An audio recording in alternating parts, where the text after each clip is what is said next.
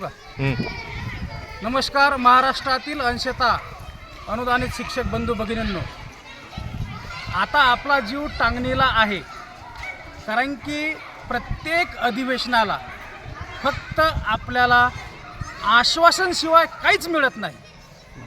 जो काही 14 October 2024चा GR याच सरकारने पारित केला, परंतु त्याची अंमलबजावणी अजूनही झालेली नाही आहे. तर हे जर अंमलबजावणी होऊ द्यायची असेल आणि तुम्हाला जर तुमच्या हक्काचा पगार याच अधिवेशनात जर पाळून घ्यायचा असेल तर तुम्हाला घर सोडल्याशिवाय पर्याय नाही. आता आपल्याला हा जो वाढीव टप्पा आहे, हा वाढीव टप्पा फक्त 2च मार्गाने मिळू शकतो. पहिला मार्ग म्हणजे जे आमदार प्रतिनिधी आहेत, जे आपलं प्रतिनिधित्व करतात, तर त्या आमदारांनी स्वतः उपोषणाला बसलं पाहिजे आणि त्यांना उपोषणाला बसण्यास आपण भाग पाडावे.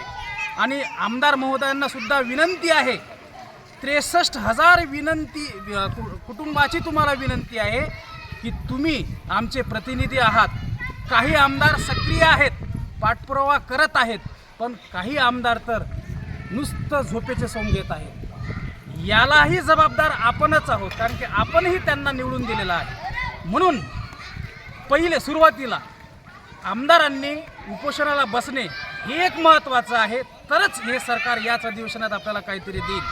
अन्यथा दुसरा मार्ग एकच आहे, तो म्हणजे सर्वांनी 8 आणि 9 तारखेला शिक्षक समन्वय संघाच्या एकाच बॅनरखाली एकाच व्यासपीठावर मुंबई आझाद मैदान गाठल्याशिवाय पर्याय नाही.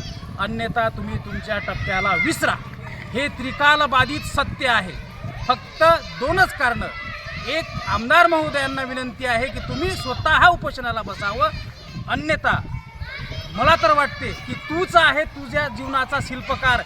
हे शिक्षक बंधू भगिनींनो, तुम्ही ध्यानात ठेवा, तुम्हीच आहात तुमच्या जीवनाचे शिल्पकार.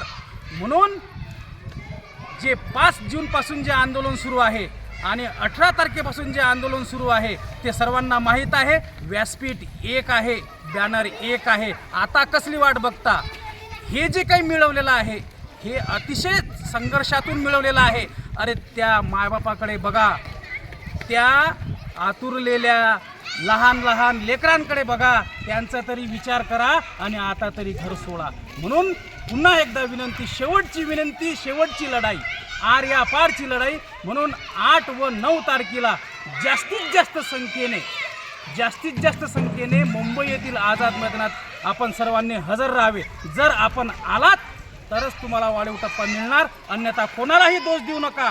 आहे त्या टप्प्यावर जीवन जगा, कोणालाही दोष देऊ नका. बस, धन्यवाद. एवढं बोलून थांबतो. जय हिंद, जय महाराष्ट्र, जय अनुदान.